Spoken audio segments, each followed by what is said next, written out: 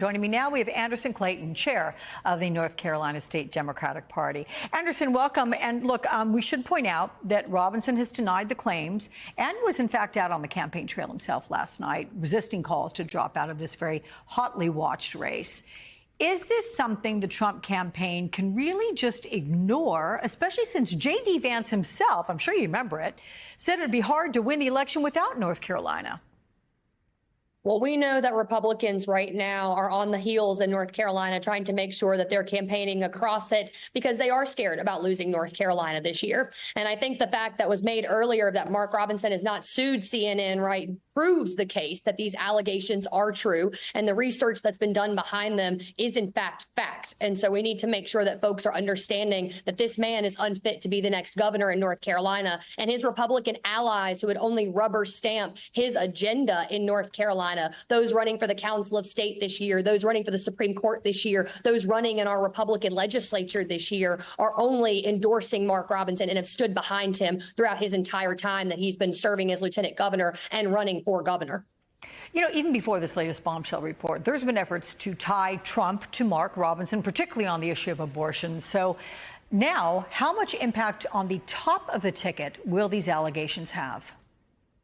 You know, they are all tied together. You know, Donald Trump said he'd like to leave abortion rights decisions up to the states, which means he's endorsed the, 12-week abortion ban that Republicans in the General Assembly this last year in 2023 implemented in North Carolina. They're endorsing the fact that Mark Robinson has already said he'd like to take us down to a 0-week abortion ban, a total abortion ban in the state of North Carolina. Whereas you have people like Josh Stein, who's our current attorney general right now, running for governor, who's really made his entire campaign about the actual issues that are addressing folks in North Carolina right now, looking at the fact that we've had Republicans trying to disenfranchise and defund public schools this year, one of the biggest economic drivers across the majority of the counties that are in North Carolina right now. We're seeing an attack on public education like we never have in the state before, and Republicans, instead of actually addressing those issues, are choosing to instead support Mark Robinson and back what he said.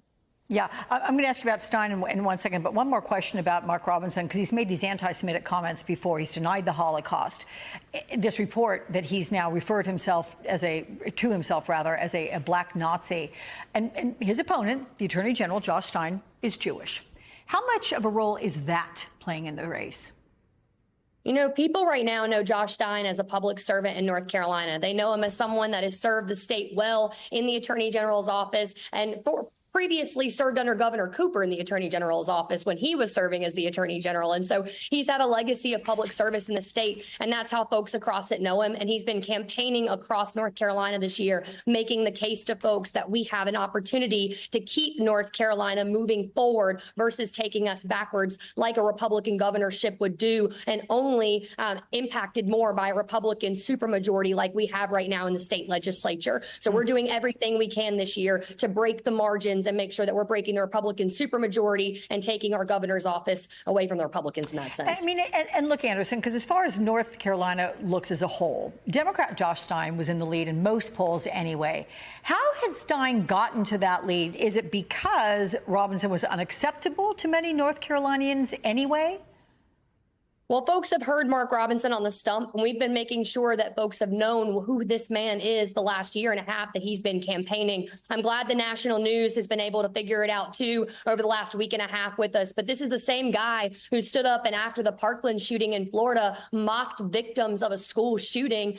I mean, he's the same person this entire time that's been spewing hateful rhetoric. North Carolinians know that, and folks are ready to deny him the governor's office this year at the ballot box. But more importantly, they're ready to look down the ballot with him, too, because to the point that Mark Robinson represents the Republican Party right now, the Republican Party that once was is no longer in this state. And we do not have the conservation party that once existed. It's someone that only wants to divide our state even more. As far as the ground game is concerned for the presidential election, how much of an operation is there for Democrats, and how does it compare to the Republican ground game?